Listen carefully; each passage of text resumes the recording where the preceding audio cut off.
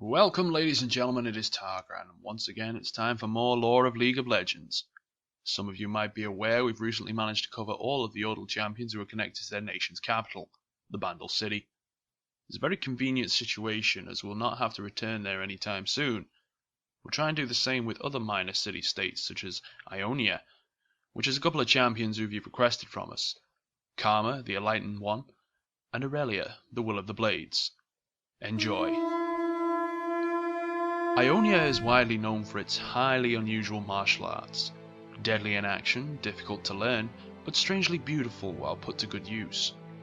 People of the island have learned how to turn even the simplest slashes and thrusts into a harmonic dance of the fighter and his weapon. What was just a simple craft of many soldiers, sellswords and thugs, has been turned into a real art and manifestation of pursuit of enlightenment, celebrated and respected.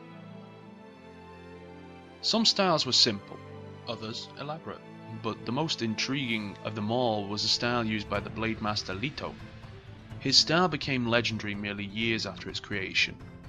Noblemen from all across the Valoran wanted to know secrets of his techniques, but he would never agree to teach anyone his secrets. He never explained what causes the unnatural behavior of swords when he wields them. They seemed to gain some kind of sentience and follow the master's orders. In combat, he sometimes seemed almost completely still, letting his swords do all the fighting on its own.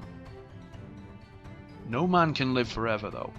Alito's time has come with a terrible disease that has affected him, and despite the combined efforts of every great physician on Valoran, the master could not be saved.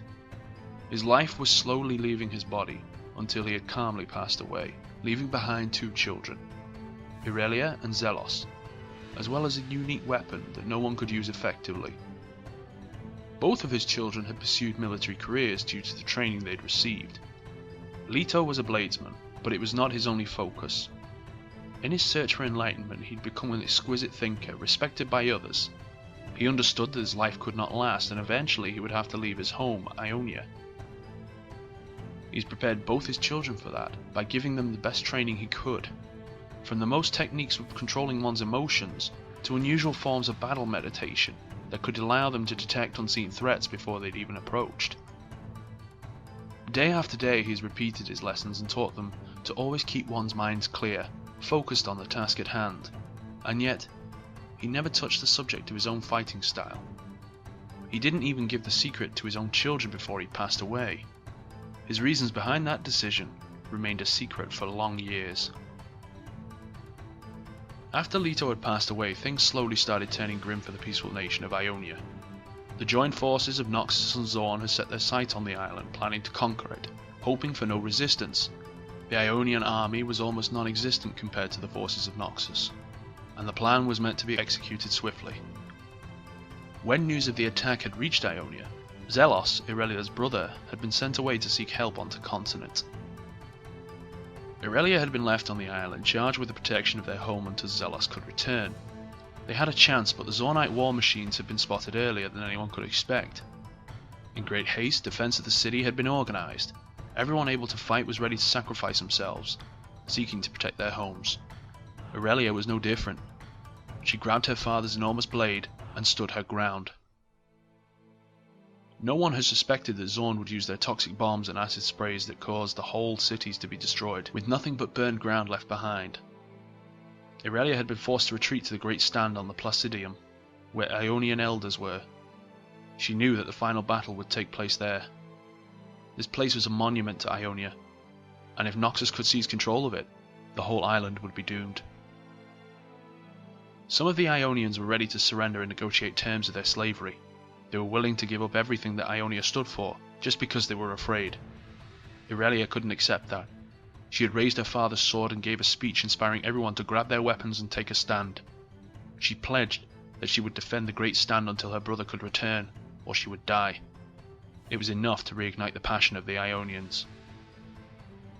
Irelia led the attack herself, and all her followers had fought fiercely, but they were not enough. The outnumbered Ionians lacked any equipment to fight against the creations of Zorn's most demented minds. The young daughter of the legendary swordmaster had attacked the Noxians, but she'd underestimated what the soldiers were willing to do. One of the necromancers had cursed her, almost causing her soul to be ripped away from her body. Only Soraka's efforts had caused her to survive. Irelia slowly rose from the ground to fight once again, even at the brink of death, but she was not alone. Her father's legendary blade shot up, now floating in the air in front of Irelia. Pure determination and desperation of her soul had caused the blade to awaken, lending its full power to Irelia. She rushed forward, into the first lines of the enemy forces, with the blade dancing around her, cutting down every soldier that was foolish enough to come close. The sudden power that Irelia had gained caught the Noxians by surprise. They were not prepared to meet with such force. It broke their formations and morale. Those who stood at the first lines tried to run. Others, confused by the chaos, had still tried to fight. Commanders of the forces had struggled to keep their men under control, but they failed. The decimated forces of Noxus had to abandon their assault. In reward for her bravery, Irelia had been gifted with the Mantle of Decorum, Ionia's highest decoration. She had been also appointed to become the captain of the guard, burdened with the defense of her homeland, both on the real battlefield and later on the fields of justice. Karma is no warrior. From her earliest days she'd been taught how to meditate and discuss, not fight with others. Even as a child she was a shining example of composure. She didn't seek conflict with others. Instead she spent her days meditating in lotus gardens, when other teenagers of her village were busy trying to understand their own feelings and emotions. Karma had been watching them with calm, statue-like posture. Even back then, Karma believed that the way to enlightenment was a journey inside of oneself, not outwards. That belief has allowed her to develop inner contentment, that she quickly surpassed her own instructors and became the most skilled meditator and confessor of her village. She's gained the respect of her old masters as a person who cannot only weather a storm, but calm it. Her life was never extravagant. Her parents were simple, fair people, and they've taught her to never seek too much, but instead be happy with whatever you already have. Even if everything went terrible in the shop that they owned, both of them always believed that their fate would soon turn. When the Noxian assault had started, Karma's village was one of the first to fall, and she was personally connected to the entire conflict. Despite the complete lack of experience or training, she wanted to take part in the defense of Ionia. She could not allow anyone to ruin the land that she'd loved so much. At first she was just helping warriors on the battlefield, but she soon understood that there would never be enough. Using her skills as an extraordinary speaker, she managed to talk one of the Noxian commanders into releasing most prisoners of the northern lands. She was also present at the Placidium, when the elders had been discussing surrendering to Noxus, and if not for Irelia's intervention, they would do so, letting all the fight to be simply wasted. And when Irelia led the attack, Karma had managed to convince the elders to completely abandon thoughts of surrender.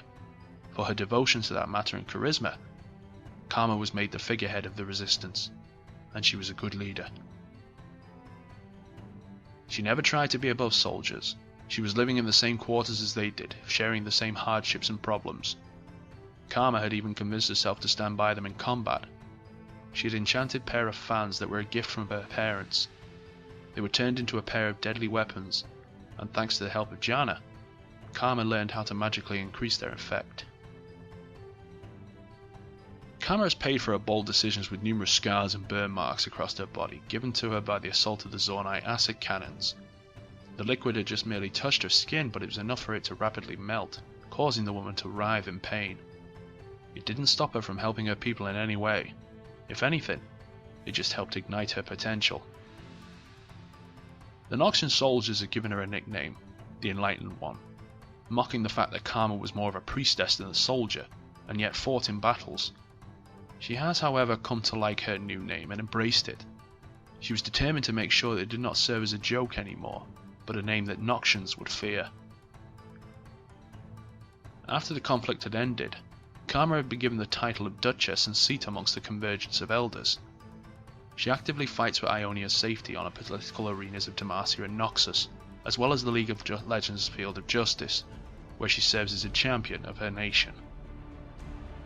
And that's all we've prepared for you this time around. Let us know if you liked the video by pressing the like button, leaving your feedback in the comment section below, and sharing this video around. If you enjoyed this one in particular, feel free to add the video to your favourites, as it helps us out a great deal. Please do not forget that we've covered so many champions all to this point that your favourites probably already been covered, and there's no reason to request them again. You can check by pressing the annotation at the top of the video now that will take you to the playlist. And as always, I'll see you next time.